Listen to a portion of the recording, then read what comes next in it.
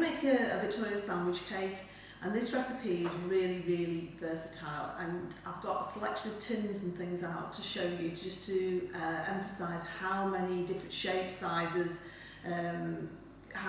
even flavours you can make this cake into. There's just some basic rules you've got to remember, but I'll come back to that in a minute. I'm going to make a Victoria sandwich cake. It's sponge cake basically, and it's going to be cooked in 2 tins, and when it's cold I'll take them out, cooked and cold, sorry. I'm going to take them out of the tins and I'm going to sandwich them with jam or cream or buttercream or fruit or anything really, pie filling, anything like that, and put them together, and that's why it's called a sandwich cake. Victoria, because then Queen Victoria was the one who ordered them first, but I've written that on the recipe, so if you want to know a bit of the history of it, it's there. But it's a sponge cake.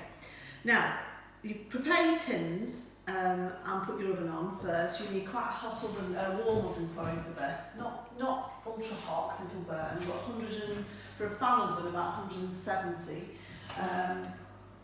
For a gas oven, it'll be number 5. That sort of heat, and for a normal electric more like 180, but if you go really hot with the heat, it'll burn the top of your cake and underneath will be raw. So just keep to that temperature for about 15-20 minutes is pretty perfect. So preparing your tins. If you haven't got sandwich cake tins, which you can pick up quite reasonably now in B&M, Home Bargain, that kind of place, try and go for the heaviest you can afford, because it conducts the heat better and cooks the cake more evenly. But I've just got some selection of different shapes out. Silicone's absolutely fine. The only thing about it, and they're really easy to, you don't really need to line them with greaseproof paper. But the only thing I find is they're a bit wobbly when they go in the oven, so sometimes you're best putting them onto a baking tray.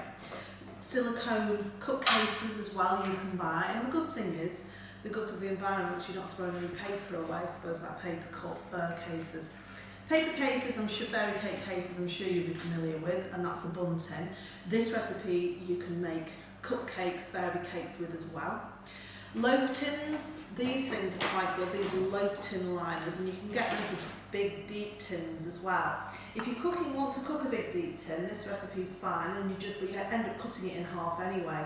But if you've only got like a big round or square cake tin, you don't want to buy new ones, that's fine, but just be aware of the cooking time will be a lot longer. These are good, loaf tins, I think I mentioned that. Square tins, this is quite a big square tin, could have been the one you make your lasagna in, and again, that's a bigger mixture, okay, but I'll come to the quantities in a minute. And you could even do like a trace. It's a bit well used. That's my sticking like roast potatoes and vegetables in the oven. It's not really my cake tin, but it's a sort of like a tray bake size. Any of these, this recipe is fantastic for. So let me show you how to grease and line a tin. Baking parchment or non-stick greaseproof paper is the best for this.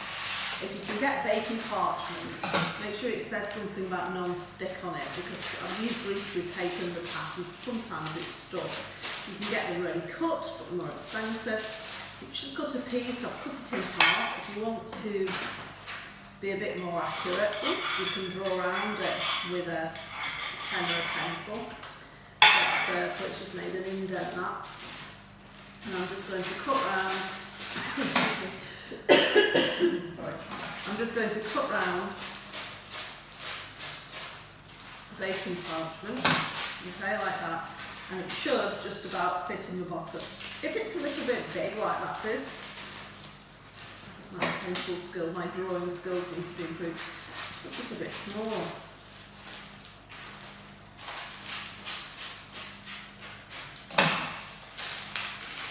It doesn't have to fill the bottom of the tin. This bit is the bit that will stick. Okay, so once you've got your paper, more or less the right size, a little bit of grease, and you don't have to get a pastry brush to do this, you can actually use the paper itself, so I can show you how to do that. You just get some greaseproof paper, rub it round, whatever tin you're using, and then you can use it to stick the paper down in the middle. But I'll just use my old friend, the little parrot. So, this butter, or a little bit of oil or margarine, is purely to stop it from sticking. So don't put too much on or it'll start frying the cake in the oven. So it's basically just to, so we can turn it out easily. I just forgot to mention like novelty sort of cakes. So if you wanted to do like birthday cakes, like hedgehogs and different shape, this mix is again really good for that because it tends to be foolproof really. This is what the Germans call a Bunt tin, and basically when it's cooked you can see what the hole in the middle. You just grease it well, and you can put a little bit of flour and just shake the flour around on top of the margarine, give it a pat, shake it around, really coat it well inside, and then tip the surplus away, and that's another way of greasing like a novelty tin, because it'd be really hard to put greaseproof paper in the bottom of that. So it's a bit of an older fashioned method really, greasing and flour. Just shake it like dusting of flour, but it works pretty well, so that might be something else that you try if you haven't got greaseproof paper. But that's quite nice. When you turn it out that way, you've got a hole in the middle and you can put little sweets in, I suppose, or even flowers, fruit to be healthier in the middle, and it looks attractive. So that's another idea. That's quite an old one. I think I inherited that from my mother, but you can buy them again, these kind of tins anyway. Even things like any bowl that will go in the oven, so anything like a Pyrex, like a hard glass bowl, that you can cook in, is heat proof. You can make a round, try and make a football or a hedgehog, that sort of thing. It's really, I can't emphasise really how simple it is to make and how effective it can be for birthday cakes. And if you're into that sort of thing, or just want to make a special cake for someone, it's a really good recipe. So I'm doing 2 large tins, so I'm going to leave those there while I just make the sponge. So, basic sponge. I use either soft margarine or soft butter. Everything, either is fine. If you use block butter, the hard butter, it can be really hard to mix the sugar in properly, and you don't get as light a cake. So a cooking margarine or a soft spreadable butter is absolutely fine. And for this particular size of tin, I've got 150 of margarine, 150 of caster sugar. Sugar is the best, for the lightest sponge cake is caster sugar, which is the fine sugar. But if you've only got granulated, which is more the chunky, more crystallised sugar, it's fine. It will work. It just, your bubbles might not be as fine or light. The cake might not be quite as light. But it depends what you've got. I wouldn't use brown sugar in this. That's more for like a brandy, a denser cake. It's heavier and less. If you look at the texture, if you've got brown sugar, it sticks together a little bit more, and the cake will be denser, so it's more for a brownie. But again, if you want to experiment and try it, and you'll get a bit different taste, do so. Yeah, it's your cake. So 150 sugar, 150 soft marg. And I'm just going to put it together. Now, you don't have to do this. You can just stick the whole lot together. I've got all the ingredients on the top of the list, put them together. So they will work just as well. I'm just doing that because I thought my margarine might be a bit hard, but it's fine. And that's creamed together. It's the verb to cream, and it just looks creamy. So it does what it says on the tin, basically. So that's creamed together. My 3 eggs for this quantity are going to go in. You don't have, you're confident at cracking eggs, you don't have to add them mixed in first.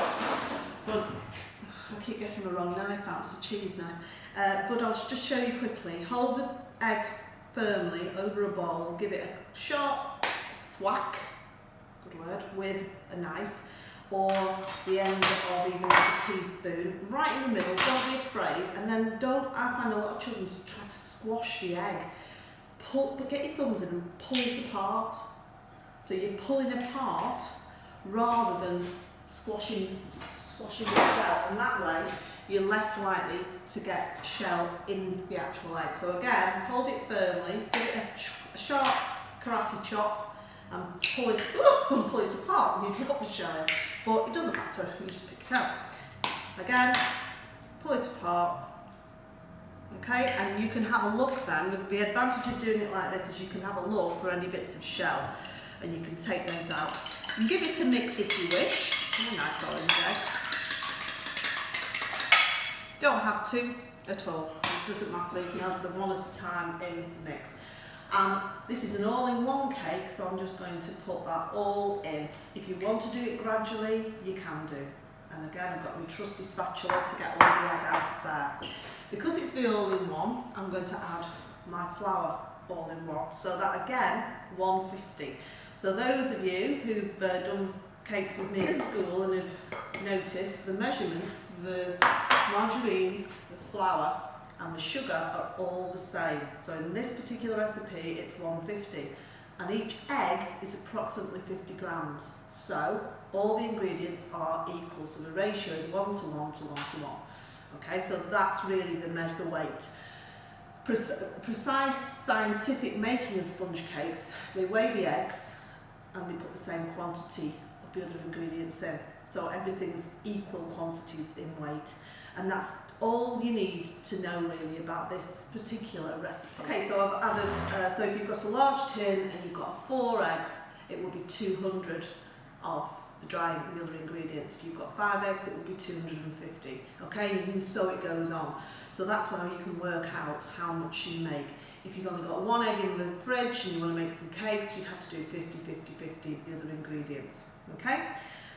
The only other ingredient I've got to add, because it's an all-in-one cake, is some baking powder. And baking powder, just a teaspoon. Okay, don't go mad. It's a little bit on the, because it tastes soapy if you put too much in, and it'll just rise too much. So a teaspoon of baking powder goes in, and then that's my basic mix. Just a word, if you want a chocolate cake, please use cocoa. I think one of my other YouTube clips, I do brownies. A lot of people think drinking chocolate and cocoa is the same. It isn't. Cocoa is just like brown, kind of very strong cocoa flavour. Drinking chocolate, see what I've got some in here, it's a bit like options. It's not quite the same as that, but and if you look at it closely, you'll see it's got like sweetener in or sugar in it, and it's paler in colour. And basically, if you're adding chocolate powder with sugar in it, like drinking chocolate, you're spoiling the ratio. So there'll be too much sugar in your cake, and it'll end up a different texture. So just be aware of that. Other ideas you could put in. And if I was putting that in, I'd take some of the flour out. So I'd take perhaps 25 grams of the flour out and put 25 grams of cocoa in. So all the ingredients weigh the same, so you're just balancing it out. So once you've got your head around that, it's so easy. Other flavours, I'm going to put a squirt of vanilla or some vanilla essence if you've got that in. My sponge, I'll quite like that if it's a plain sponge.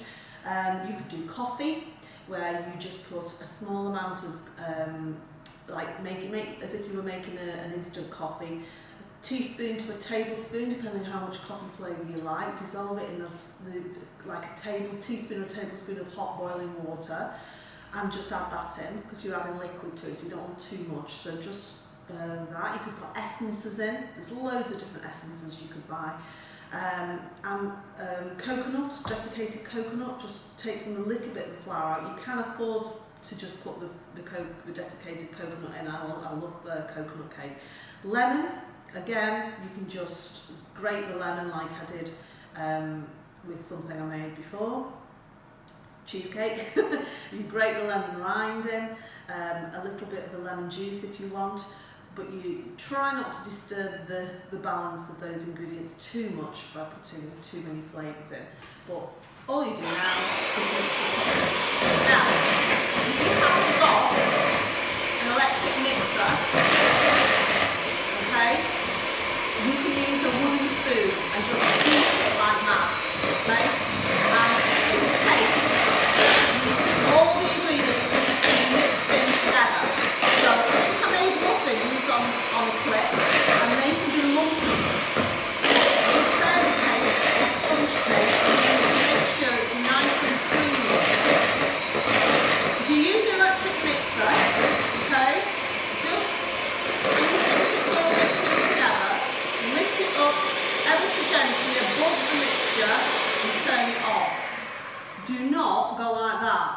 it on, because you'll redecorate your kitchen in cake mix and people will not be pleased. So keep it low, but you can see what's happened. It's taken most of the mixture off, less to eat. So, cake mixture ready. I'm going to give it just a scoop round. Use a spoon if you haven't got a spatula, just to make sure I've not missed any clumps of flour, sugar or butter. And that's pretty okay. And what you're looking for is a dropping consistency. So if you get a big load on your spatula or a spoon and then go like that with your wrist just once, it drops off. It's the right consistency. Now and again, when people use proper butter, or they might have, their mixture might not be quite soft as mine, their eggs might be a bit smaller, not as much liquid, it might be a bit stiff, and if it's really, you can't get it off the spoon, you might need to just beat in a tablespoon of milk or water, okay? But it needs to be that. Pick it up, give it just a light tap with your wrist, and it should come off, okay? So, now I'm going to divide it between the 2 tins. There's different ways of doing this. You might want to do it in a bowl by sight like that. If you were in a catering kitchen, you'd use a scale and you'd weigh it accurately. But for this purpose, I'm going to start off just cutting it down the middle, roughly. And I always do this, to be honest. I do one for you and one for you. One for you and one for you. So there you go. So there's about 2 big spoonfuls in each and a little bit left, which I'll just then do half a spoonful each.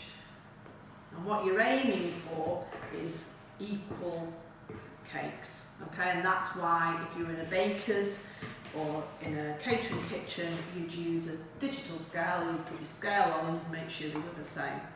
So I'm looking by sight and I'm just going to spread that out. Now don't bother too much about making it perfectly level, because the first thing that's going to happen when these hit the heat of the oven is they're going to start melting and leveling out. Okay, so if you make a beautiful job of making it like all neat, all very flat, there's no point really. So because the oven's going to do it for you. So just push that down. Look what's happening. As soon as the cake mixture touches the side of the tin, it's sticking and staying there. So I don't need to work too hard really. So you can just, usually it's good practice just to make sure there's not like a big massive dint in the middle, heap in the middle. And one thing I haven't done is this on the side of the tin. If I do that, that bit that I put on the tin will just burn because it's very thin, but it'd be more to wash as well, so you have to scrape it off the tin. So when I've got like that, just use the spoon I've used before and just make sure I get all that nice mixture off and just blend that in. And then those are going into the oven for, I'm going to look at 15 minutes, but I know they're going to take more like 20. Don't forget, timings are just a guideline, and I'll show you how to test that they're ready. Most of you will already know that, but I'm going to look first of all for the colour, and then I'm going to look for some other clues to help you work out yourself whether they're ready or not. Okay, so see you in a minute. Now the cakes have been in the oven for about 18 minutes, 19 minutes, and I can tell that they are ready. So I'm going to take one out. I've lost my cameraman temporarily. Oh, there you are, in case you thought I wasn't telling the truth. The time has gone off. And I can tell they're ready really because of the colour. They're really evenly brown. Now, that's easy with a vanilla sponge, not so easy with a chocolate sponge, because obviously they are chocolate, they're brown already. But you can tell that, first of all, the colour is the main thing I'm looking at. Apologies for the wibbly camera angle. The other thing, which you can see from this one in particular, you can see the outside of the cake is coming away from the tin. Right, it's just loosened a little bit, and that's the second sign that it's ready. So it's shrunk a little bit. Third sign, now be careful because obviously they're hot because they've been in the oven for nearly 20 minutes. But if I just all gently press my fingers on the top of the cake, it should. Can you see how that mark has disappeared? It's sprung back. It's very springy. if there's a cake and it's not cooked, it'll look wet in the middle as well, and you'll be able to tell it's a bit liquidy. But these are, as I say, this size of tin at 170, they've been in for about 18 minutes, and just check them to make sure. I know these are done by experience, but you can tell that by looking as well. Now the third way, which I'll just get, is you can use a knife, or you can use a skewer, a wooden bamboo skewer I quite like, because you can't see the mark. What I don't like is when pupils go like this and they stick the knife all over the top. You've no need to. All you need to do, the fattest part is the middle, so just you put the knife in, bring it out, and it should be clean. Okay, there's a little bit of condensation there, but it's not full of gunky cake mixture. So with chocolate cakes and things you can't tell, that's always a good thing. But once you've poked it once like that, you leave it. You don't need to do it again, and chances are the other one will be ready. So just get used to kind of, because you want that cake to look attractive. You don't want it full of holes. However, if you're making a lemon drizzle cake, then you might want to put holes all over the top of the cake and put some lemon juice and sugar, which you can either heat up and dissolve first, or you can just put it on the top. If you just put it on the top, it will just stay crunchy. If you heat it up first, I think I've said that right. If you heat it up first and pour it on, it'll disappear into the cake, and you can just put several holes like that and pour the drizzle mixture over, and you get like a slightly soggy but very nice, lovely lemony flavoured cake. So when I've got the photographer back, I'm going to show you how to take these out of the tin. So I showed you how to tell they're ready. So once the tins have cooled down, the main reason you've got to do that is just for safety. If you're in a rush and you've got oven gloves on, you can cool them out, take them out of the tins and cool them faster, but just be careful because they will be very hot. So with a normal knife, and I'm using like a butter knife or a round-ended knife, you can just go up and down around the edge of the tin, and it's just basically to loosen that cake, and it tips out. Sometimes the paper stays on it, sometimes it stays in the tin, but it's just totally not stuck in the middle there. So I've already done this one, so I'm going to just tip it out, and that's peel the paper off. You don't want to eat that. Okay, and then you decide which one's your best one really, or your bottom one. I usually, those look pretty even, but say for example one breaks as it falls out, or you've got one's a bit burnt or anything, hide that one on the bottom, decide which one looks the nicest. Really depends whether you're going to ice it. So that's going to be in the bottom, that's going to be in the top. So traditional Victoria sponge has got jam in it. So I'm just going to soften up some jam I've got in the cupboard, and you could use chocolate spread, Biscoff, you could make some buttercream, and the ratio of buttercream is 2:1. So basically it's 2 lots of icing sugar to 1 lot of butter, and it does taste nicer with butter, but you can use margarine. Now, just the one last little tip that I'm going to say is jam doesn't sink into anything warm. Buttercream does. Think about a piece of toast. If you can put jam on toast, it stays on the top, okay? So it's quite, you have to get it, the cake would have to be very, very hot for it to melt into it. It's not going to happen really. But with butter, think about butter on toast or anything that's slightly warm, even your fingertips, butter will start to melt. So if your cake is at all warm, and these have been out the oven probably about 20 minutes and there's still some warmth on them, I know if I put buttercream on that or fresh cream, it would just melt into it. And one pupil 1 year made a beautiful cake, and he couldn't wait to put his buttercream in it, and he wouldn't listen to me. When my back was turned, he put buttercream on it, and it just disappeared within minutes and made his whole cake very soggy and him very upset. So please think about the warmth and what you're putting on it. Chocolate spread, things which don't melt into toast, lemon curd, things like that will not melt into your cake. On that note, lemon curd and cream would be nice on a lemon drizzle cake as well, or just a plain sponge, lovely. So if you're putting cream on, you can put cream on. I've just discovered something I really, really like, which is a bit of an American or / Italian topping. You might have seen mascarpone cheese in the shops, in the cheese counter, and it's a bit like Philadelphia. It doesn't have a lot of taste, and it's just very creamy. And I've mixed that with some double cream and some sugar, and it's like a cheesecake mix. Oh, it's lovely. And so I'm going to perhaps, if I have more of it, I think some with strawberries, I would put that in the middle. That's quite a nice change if you don't really like the richness of double cream, but don't like buttercream. It's a different idea.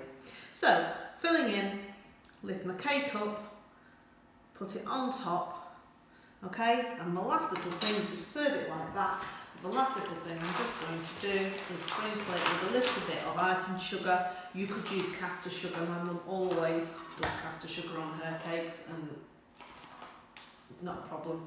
It'll look great. But you can just put it in a sieve just so that you get more even distribution.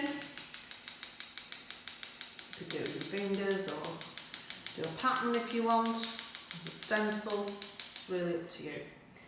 And you get a beautiful cake, and you can serve that with fresh fruit. I did one the other day for my mum's birthday with that mascarpone cream on the top of it, and I put loads of strawberries and blueberries and raspberries on the top. So it's a really versatile, easy to make cake, a bit of a bit of a showstopper as well, and I really hope you enjoy that. See you later.